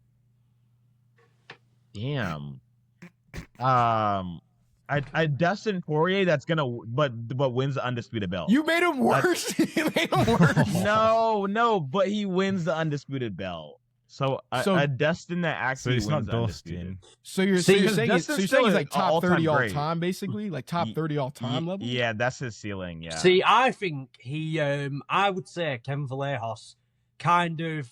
So he has a good title run. Maybe he loses the belt at age 29. Maybe he rematches someone that's elite at the age of 29. And because he got clearly beaten by that guy, but at the age of 29, everyone's going to say, oh, but longevity affected him. And, you know, are you calling him Aldo? Are you calling him Aldo? Well, I don't know. I could be saying anything here. I don't know what I'm saying. You're calling him Aldo. I mean, I'm just saying that. Well, if you think I'm talking about Aldo, then maybe you're talking about Aldo. You're literally talking about Aldo. I don't know. What am I talking about, Aldo? Ben, politely, fuck off. Bro, and then he'll lose to someone else elite at 32 years old, even though he's still at his prime. And everyone's going to say, oh, no, he's washed. I can't wait for the day that you finally understand how Prime works. I can't wait, because at the moment, mate, how you think Prime works, it's the most casual way of thinking Prime works. The eye test never lies, Chico. I do feel like before we get into the viewer questions, a couple prospects we should touch on, though, just really quickly. You want to touch on some prospects? Oh, my gosh, bro. Oh, geez. First, we got to talk about my cousin, Elijah Smith. Like, low-key, well, hold on now. Eli Smith, I think he's a problem at 135, bro. He beat up. Is he your cousin? Is he actually your cousin? No. No. So I don't have to glaze it. He's cool. Yeah, it's cool. He's alright. No, I think he's gonna be elite, cool. bro. I haven't seen enough of him. He has what about the black, the black style athleticism. He's actually got Blasian style. That's a dangerous combo, Blasian style. Not for Malcolm Wellmaker. All right. My favorite prospect right now is probably that Ethan Ewing, who beat Malcolm Wellmaker. He looks really technically sound. But like changing angles and whatnot, shot selection, head, body, legs. I liked it all. I'm mixing him with grappling. I thought he looked really good. Yeah. But what about Manuel Sosa? People say I look like Manuel Sosa apparently with the shaved beard, but I think y'all think he could still beat Rufy again if they run it back at some point? Oh shit, I forgot he has a win over Rufy. Yeah, beat Rufy. I don't know. I was not impressed by his performance. Ruffy's on to bigger and better things. He doesn't need him. I don't know. It might be his Alex Pereira moment, bro. You never know. Mauricio Rufy's a movie star. He's on to bigger and better things. If Hoofy loses to Chandler, let's make that fight. Fuck it. Yeah, I say why not. But I was gonna say lastly, the Lady Goat, bro, and I think she beats Harrison right now. Bia Mosquito, I think she beats Harrison. Wow, yeah, she looks really good. She looks sick, but Harrison already. Yes, right now you can make that fight right now. I think because I'm gonna tell you this, right? Is Kayla Harrison anything crazy on the feet? No, not really. So Kayla Harrison's best skill sets are judo, and obviously she should have great top control, and she's got the throws, but she's got that chin that she could stab somebody with that kind of chin. Oh my gosh! But Bia Mosquito, bro, that's like the flipping Mount Everest of all chins. Oh my god! Why are you bullying her for appearance? That's horrible. Bro, I'm not bullying her for it. I'm saying that's a good thing. But I'm saying, though, Bia Mosquita, she's got power in the hands, and she's the better grappler, in my opinion. I think her and Jacqueline Cavalcanti, I think that's the real bantamweight title fight. Nunes and Harrison, that's the old guard. I think Cavalcanti and her are the two best bantamweights in the world. What's funny, bro? Yo, what's funny? Nothing, mate. I saw something I going on want in to the laugh back. too, nigga. I want to laugh as What's well. funny? What's funny? Are they not the two best bantamweights? I can just see it. No, it doesn't matter. It doesn't matter. No. Okay. I guess. This is gonna be a clip soon. All right, let's get to viewer questions, bro. Viewer questions. Bro, no, let's go over it. Bro, I genuinely don't think how old is Kayla Harrison now? Mid to late 30s. So I don't think Kayla Harrison's actual MMA career in the UFC is going to last that long. Not compared. A lot of people Probably because there's not much of a fucking division to begin with. a lot of people I think She's think it's gonna 35. be- She's like the same Yeah. age as Bia. Bia's 34. I think Kayla Harrison will have like 2 or 3 fights more in the UFC and retire. I don't think it's going to be a super long. Well, what's she title going to do? reign. What she get? I reckon what they'll do is Ronda Rousey beats Gino Carano or some bollocks like that. Harrison beats Nunes, and then The UFC then she'll probably beat Pena. Then she'll beat Nunes, then beat Pena, and then she'll fight Ronda Rousey. No, but the UFC No, will never. well, be Harrison Ronda Rousey. is impossible. She can never beat Nunes, so that doesn't matter. Yeah, she not being Nunes. No. I actually beating don't know. I'm Nunes. quite torn on that because Nunes might just be rusty as fuck. No, Nunes would Nah. sleep slap her. I'm Nah, not going but to lie. Jack- A motivated Amanda Nunes is like realistically speaking, I know like a lot of people might say, "Well, Amanda Nunes is like going to be washed or whatever," but Amanda Nunes is Amanda fucking Nunes. Like, Really? Yeah, we're Bro, talking about the you- girl that would give Floyd Nah. Mayweather problems in the street. she would kill. Nah, Floyd nah, Mayweather. nah. Is Amanda Nunes really Amanda Nunes? No, but bro, she is. Like that's what I'm saying. Like you know nah, when you know you're when kidding me. you Fucking know when hell. people's explanation for John Jones winning a fight is like, oh, but it's Johnny Bones Jones. No explanation needed, bro. It's Amanda Nunes. Like, we can't doubt Amanda Nunes. I mean, she did lose to Juliana Pena. But that was an unmotivated, unfit Amanda Nunes. Still But that was an unmotivated, unfit Dude, Amanda Nunes. This is Kayla what Harrison happened when lost she to was. Pachenko. She did indeed. That's Yeah. why Jacqueline Cavalcanti and Mia Bisquita would win that fight, bro. I think we should just abolish that weight division, to be honest. Would because you of- like to see if whoever What, wins? what about would you Eileen like to see Perez and Shevchenko Jocelyn Edwards, fight? though? Wait, who? Would you like to see the winner fight Shevchenko? Do you think Shevchenko deserves another opportunity at stepping up? Yeah, why not? Yeah, why not? I mean, the second Nunes fight was controversial.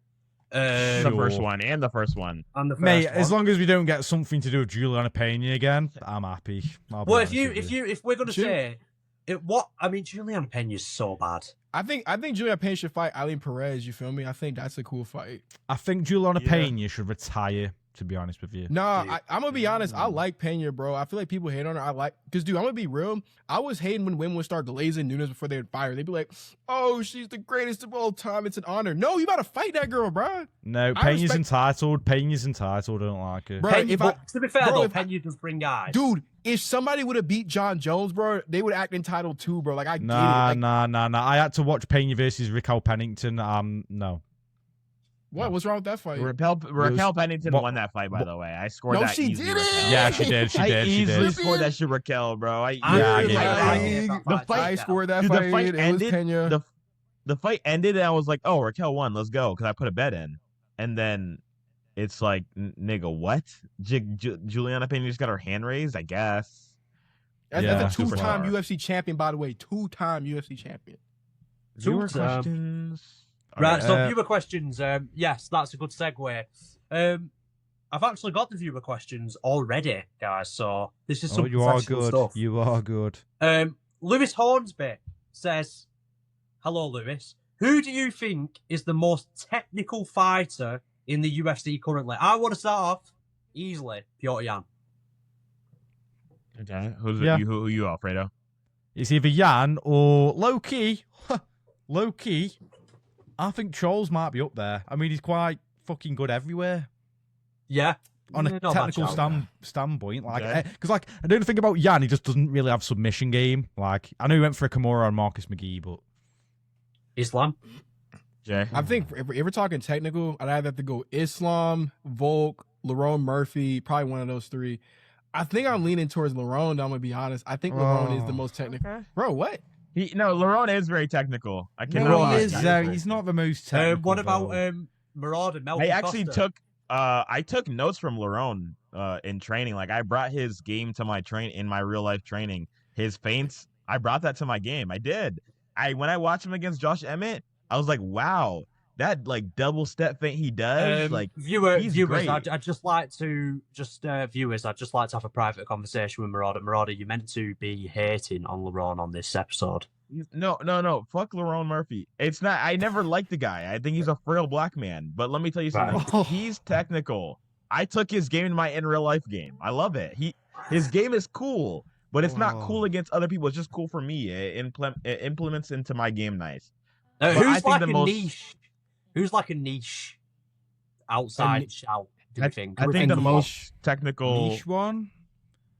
Ooh, that's is it. Nucky's Acosta. Yeah, that was a good shout. I feel like actually, Ilya is not niche, but Ilya's got to deserve a good mention. Could you say Magomed Ankalaev? Oh, I like that. I mean, I feel like Loney Kavanaugh's got to give him a shout on this one. To be honest, I know he's not. He can grapple. To be fair, he had to grapple Jose Ochoa. I think he's already a top 5 most skilled fighter at flyweight already. If we're talking like pure skill for skill, Yamaguchi. Yeah, actually, what about Fareed Basharat? I think he gets pretty underrated. Ooh. I think that's a No, Fares Ziam, he's up there. Fresiam. Yeah. I know people Ian Gary. You can't hate that though. You can't really hate can't. Yeah, Ian Gary. Fine. What's that nigga Can name you in still say flyweight that Leon they're Edwards? what's his name in flyweight that they're comparing him to Jose Aldo? Or the flyweight that they compare to Jose Aldo. Shit. the one they compared to Jose Aldo. Yeah, they're saying he's like the next Jose. Really? What does he look like? He's Brazilian. Oh my gosh. So he's Brazilian, so he's Aldo. Are you talking about a bantamweight or a because of his flyweight? fight style. It's either bantamweight or flyweight. Are you If it was talking bantamweight, about? people used to say that about Rioni Barcelos. I was gonna say Hani Yeah. Barcelos. No, not Honey. But he's Not old. Honey. Damn it. Fucking Peyton Talbot is pretty technical. No, now, at the moment. no, he's not. No, he's not. Stop. No, he's not. No, he's not. Payne Talbot. Look, I love Payne Talbot. He's definitely one of my top 5 favorite fighters, but that nigga's not technical. He is technical. He is technical. He be having fun as hell. No. He's not. He can still Who's have it? fun and be technical. Do you know who's technical? And Marauder won't like this one. Sean O'Malley. Dude. Striking wise, yeah. No, That's he's about it, not. though. Striking wise, he is. I will give a shout outside the UFC. Shot Alive at 145. That's a scary dude, bro. He's a pretty technical dude. Shot Alive. Yeah. Usman Akimoto what? Akimoto impressed me more than Shot Eliav. I'm not gonna lie. Akimoto's good badass. too, dude. Akimoto's good too, bro. Those are He's a bad motherfucker. We can't forget the most technical guy that's ever been technical, Marvin Vettori. All right. Right, Next fucking question. wrap it up and go to the next much. question. Next Jesus. question. What are we doing, man? People forget man, Marvin Vettori. Right, anyway. Oh my Combat- goodness. Combat car talk. Look at the way he Yeah, technicaled it up against a Lidze. I'll just leave it there. Combat car talk twice. Do you guys think Lorna Kavanagh will be flyweight champion one day? If not, where will he peak and who does he lose to? Love the podcast. Well, thank you very much, Combat Car Talk. Thank you, mate. I think he could be champ. I'm not going to say he will be because I still think guys like Roy Val would give him a really, really hard fight. I think Roy Val's past it now, bro. I do believe Roy Val would, yeah. I don't know, man, but it's just so hard to see because that like top 6 or top 7 of the flyweight division is just so good. Like I could see any of them being champ. Pantoja, I think, would beat him. I do believe. I actually think Joshua Van's volume heavy style might drain him over the course of a 5-round fight and beat him that Possibly. way. Make I him feel like fight. I feel like the footwork of Kavanagh might be trouble for Van personally. But Kavanagh's No, accurate. Van would stop him, bro. Possibly. I mean, Who else? Honestly, I know this might sound stupid because now he's an established contender. He probably would beat him, but Charles Johnson beat him, and Charles Johnson is good. He's good. He's just inconsistent. I don't know what he's actually like. Think his ceiling's going to be, but I know his minimum. He'll compete for a title one day. That's his minimum. Said he in lost. my opinion. No, they said he lost last night.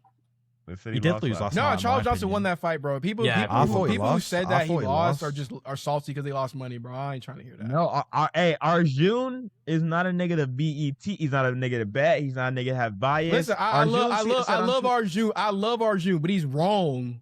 He's wrong. No, I thought Silva won that shit. What about trying to think? Do you know who's an outside chance? I don't know, because Lordy Kavanagh's young. We might see him back in the UFC, and I think he could lose this fight. Mohamed Mokaev. Yeah. No, stop. Oh, my gosh. I'm so torn on Mokaev, bro. Because I don't think nigga was receiving Tim Elliott issues, bro. He was down 2-0. No. Let's not do that, bro. Because everybody loves Manel Kopp, but Mokaev already just beat that dude. So let's not do that. Tim Elliott is that guy though that can do that sometimes. Tim Elliott beat Kai Sakura. He's not a bad fighter. Yeah, he's not bad. Manel Kopp broke his toe and was starstruck. That wasn't the same Manel Kopp. How would he be starstruck by Mohamed Mokaev? No, you know what though? That was a street fight between those two. He was emotional. He broke his toe. Yeah, those two were locked up, bro. He was trying to. I don't want to say what he was trying to do. We got to stick to Loney Kavanaugh. Now back to Loney Kavanaugh. Right. Okay. So he said, "Where's the ceiling?" I think that he doesn't become champion. Title contention, definitely. I think he competes for a title one time. And who does he lose to? Who does he lose to next? Next, you probably give him maybe. Did you give him Asu Almabayev? Nah, I think Almabayev is fighting someone. You might give him Horiguchi. You might give him the Gooch, and I think the Gooch. Nah, I think he's gonna fight Kopp. I think he beat Horiguchi. Yeah, he should fight Lerone. He should fight Kopp. Kopp would spark him out. Yeah, Kopp would spark him out. I don't know. I think Loney will be champion at some point, but with flyweight, I just feel like it's hot potato division where I feel like there's a rock paper scissors things going on with all of the top 6, I would say, because like Pantoja could just take the belt again and just end up being dominant again. Manel Kopp could beat some of the guys in the top 5. Tyra could. It's hard to say. I think Loney will win the belt based off of someone he can beat. Will have the belt. That's what I think will happen. I'll say yeah. I think he gets in title contention, and then I love the flyweight division. Holy shit! Yeah, that's the best division. That's the best division. Would Loney be like a long reigning champion though? No, no one will be. I feel like it's hardest. The only person who I could see it being like long reigning would either have to be a Pantoja got it back or Tyra. I feel like Tyra has the highest ceiling of any. Tyra definitely does. Yeah. But what's the next question, Benjamin? So the next question comes from Virai, or however you say his name. Should they reintroduce same-day weigh-ins? And that is the question. But yes. But the reason why I think this question could be interesting is how you manage weight classes and weight cutting as a company. When I was at the REF press conference, this question was asked to Aljo, and he agreed. He said that, this is a fighting sport. Let's fight at our weight. Why we're teaching these young guys and just fighters now to be cutting 40 pounds to be big and instead. There's no point. Just fight at your own weight. They do it in wrestling at REF. They do same-day weigh-ins. They fight at their walk-around weight. Do it in MMA. Go on, Jay. I'm going to disagree on same-day weigh-ins for a couple of different reasons. So I like what California does already where it's like the Paulo Costa rule. I don't know if he's fought in California since they put it in, but I believe you can't be above, you can't come more like 10 or 15% of your body weight on the day of, so they'll re-weigh you in again on the day of. The reason I don't like same-day weigh-ins is because I always assume that a fighter will cut weight. That's just kind of inevitable. Unless you make them weigh in 2 minutes before they fight, someone's going to do it. And I think it's worse if people cut weight the day of, and it's not comparable to wrestling because in wrestling, no one's getting punched in the head. No one's getting kicked in the head. Yeah. I think what would just make more sense is you'd either have to just make more weight classes, which people don't want, but you don't see that problem as big in boxing, for example, which has similar-ish weight cutting protocol, but because there's so many different weight classes, or you just can't let people rehydrate up to a certain point the next day of, and they'll be aware of this. But I think same-day weigh-ins, I think somebody dies doing that. I think somebody will die. The problem is Why? Well, because you'd have to assume that, for example, let's just say someone fights at 155, right? It's going to be very rare that someone will actually just be 155. Someone will think, I can cut like a cool little 5-10 pounds and be okay. Like, they will just do it anyway. And it's because you can't assume that fighters are going to be logical about it and be, okay, well. I'm going to say MMA fighters are not smart whatsoever. Well, they did this already in the UFC, and we've seen. So the idea of kind of, I feel like same-day weigh-ins are cool because they're not, it's not like a threat, but it's kind of like an indirect threat to a fighter, which is that, look, you can try and do an insane weight cut and weigh in on the same day. If you believe you can do it, try it, but it's going to completely diminish your performance. You're fighting later on. So if you want to do that to yourself, go for it. So I guess it would kind of, you have guys like Michael Morales would never fight at 170 if there were same-day weigh-ins. I guarantee you that.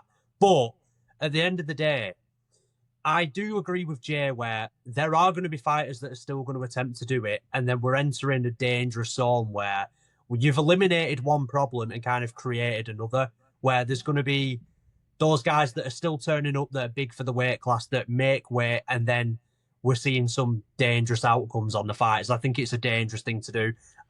When it comes to weight cuts, the way one championship do it is the best way. I would disagree on one championship. I actually hate the hydration test. I actually hate it. You do? Because, so there's this guy, MMA, what's the channel called? MMA On Point. He did a whole entire mini documentary on how hydration test works. You can cheat it, but cheating hydration tests are actually worse than how you would normally cut weight as is, I feel like, because with hydration tests, you're now taking out, I don't know the whole scientific terms for this, but it'd be like your electrolytes or whatever. You're like manipulating those so that you would not be seen as dehydrated. I just think really the truth is you just probably need more weight classes, because if you're going to do same day weigh-ins, there can't be gaps between 185 and 205. Because then what are those people who weigh like 195 realistically going to do? You know what I'm saying? Like, it's kind of hard to pick. Jay, we can't do more weight classes. Look at the talent pool of the sport. The only way for us to do more weight classes is if we had all the PFL talent, the Ryzen talent, one championship talent in the UFC. The talent pool in the UFC is not good enough for us to have more weight classes. I do believe the UFC we would have niggas, bruh. Fucking Gilbert Burns would be champion. Like, the current Gilbert Burns would probably be the 160 champion. I'm not saying. I don't know. I think that's a huge assumption to make, though, that because I think you're talking about 165, right? Is any of those, like, the talent pool is not good enough? Our talent pool is not currently good enough for us to have more weight classes. I think you could definitely do a 165 and then move 170 to 175. I think that could definitely work. My point is, like, if you want same day weigh-ins, you can't have super big gaps in weights, because a lot of those weights are not reflective of actual people's like normal weight. Like 205ers, I haven't met a 205er except maybe like Gary Prohaska and like Khalil, who are like actually like 205. Most of them are like 230, right? So then do you then merge light heavyweight with heavyweight and remove the heavyweight weight? I've suggested that. I just think with the weight cutting thing is just more of a byproduct of there's huge gaps in weight between a lot of these weight classes. So either they need to merge together or there needs to be something in between. Because most 155ers, I think, if you told them they could go to 165, they would cut less weight if they could. I don't think most fighters cut weight because they just want to. There's guys like RDA and there's guys like Colby. Colby Covington's a perfect example, who I think Colby Covington in his prime, he did obviously well at welterweight, but he wasn't a big welterweight, but he also would have been a bit too big for 155. So like a 165 would have suited a guy like Colby perfectly, a guy like RDA perfectly. I actually think at 165, you would see like the best Islam Makhachev ever. at 165 instead of 170. I don't know, man. I don't think 165 is a reasonable weight class. Maybe like 162, but I don't know. I just don't think that the talent pool is there yet. I do know what you mean. We've only been in this sport 30 years deep. If this sport was around for 100, 200 years, then we have the talent pool to have more weight classes. So I think it could happen in the future. But as of now, this sport is not evolved enough. Do you guys actually think that the weight cutting system needs to be changed in general? I did an essay on it. And in my essay, I had to do so much research.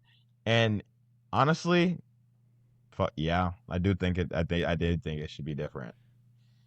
I'll be honest, let them use IVs again, to be honest. Like, I look at it as like when they banned IVs, there's like this aspect of, oh, well, like you're getting an unfair advantage with the weight cut. But it's like weight cutting in itself is already unfair inherently. The idea that you're draining yourself to then be bigger than what you advertise yourself to be.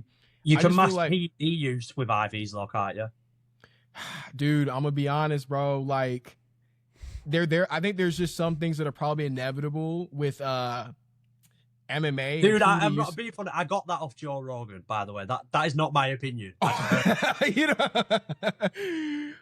I don't know, man. I think if you're the most logical progression, I think would just be the California system of they weigh you in the same day after you weigh in, and you can't have, I think it's either 10 or 15% of your starting body weight. That's what I would probably say. Yeah, it is a bit of a tough one. I feel like just to kind of finish up on it, there's never going to be a perfect outcome with weight cutting, because weight cutting even just a bit is still kind of dangerous. It's still kind of diminishing. So it's just one of those things. And then the last question: wrestling's figured it out, but wow, what do wrestling do? I think wrestling's figured it out, but yeah. Next question. I'll just end by saying the only reason I just wouldn't say wrestling figured it out though is just because there's not the head trauma aspect that's involved. Like cutting weight, even 10, 15 pounds, which is usually what happens on the day of, somewhere around that, depending on the weight class. They're going for at, let's say, like 2 3-minute periods or 3 3-minute periods, right? That's vastly different than if you say, well, you go out there in an MMA fight, you get colded, but you did to some degree dehydrate yourself. I think that is a little bit different. Yeah. That's what I say. Yeah. Okay. Next question. Yeah. Next question comes in from Reclon7833, who says, who do you guys think prime Figgy beats in the current flyweight top 5, including Van, and who could he finish? Okay, so I've got the top 5 already here. So we'll start with number 5, Loney Kavanaugh. Yeah. Prime Figgy could spark him, yeah. Yeah. It's actually, I'm gonna be honest.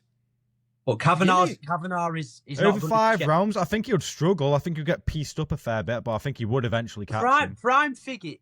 How good was Prime Figgy really? Pretty good. He's overrated. I'm gonna go Loney on this one. Actually, I think Loney will win.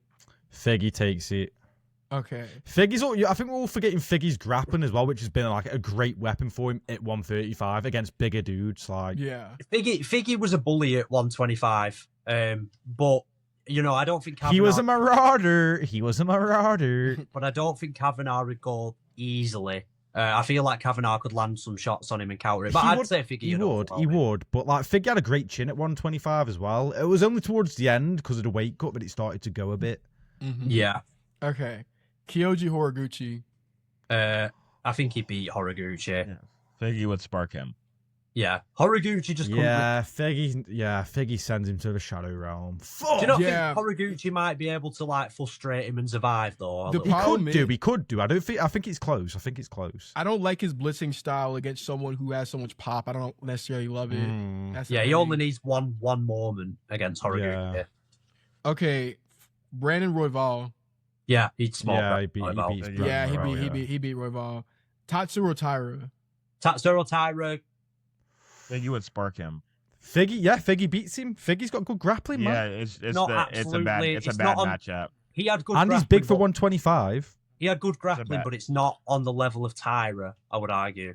No, I think you're right, but at the same time, Well, then Tyra's not going to just take. Brandon Royval was finding your chin. I think so can Figgy. But I'm gonna say this though: the Tyra that fought Royval is not the same Tyra now. No, I do agree. I do agree. In all fairness, but I'm just thinking like, you know what though? I know you mentioned Figgy's grappling at 135.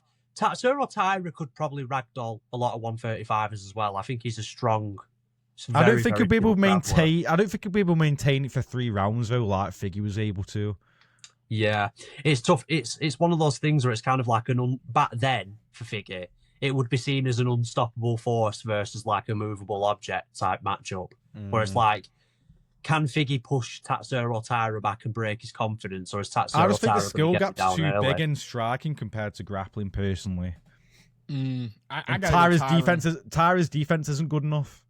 I think Tyra wins that though. To be honest, I think his grappling would.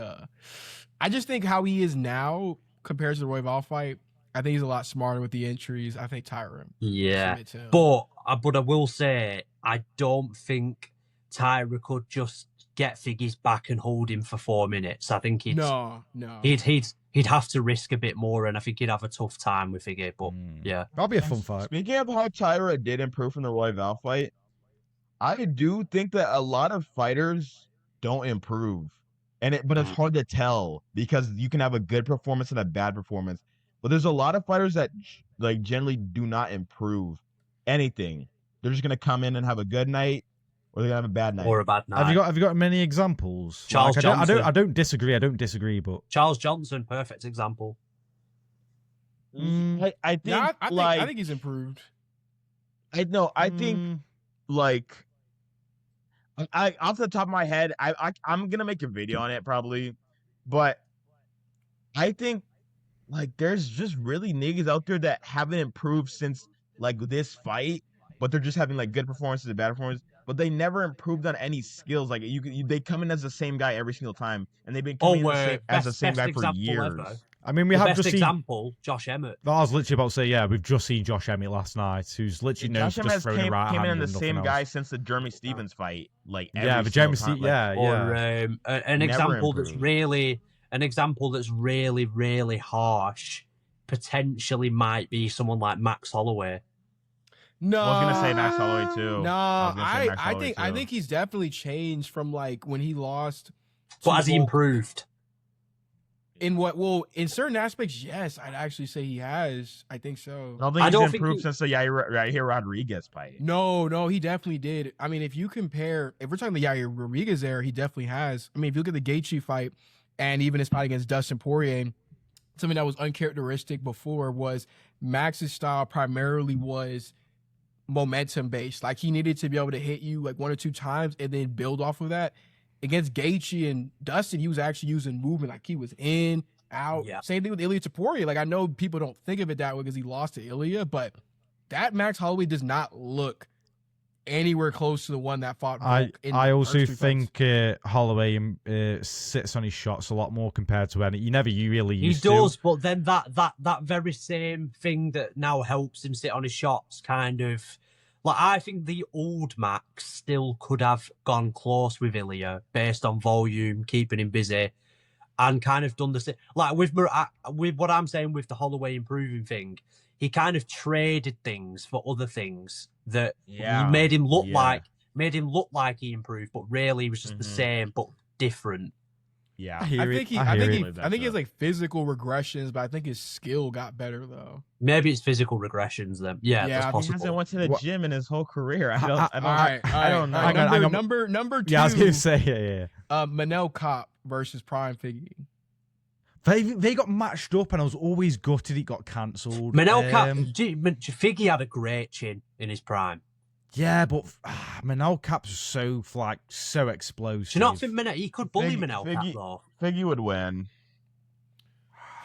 If it's Manel Kopp right now, do you think having a great chin is enough? If Manel Kopp hits anybody enough times, clean. It took him a while to get Bruno Silva out there. I don't know, man. That's true. I'm taking Figgy. It depends on the approach, though, because I still feel like if Figgy mixes in the grappling... Figgy's calf kicks against Manel Kopp might be a bit of a...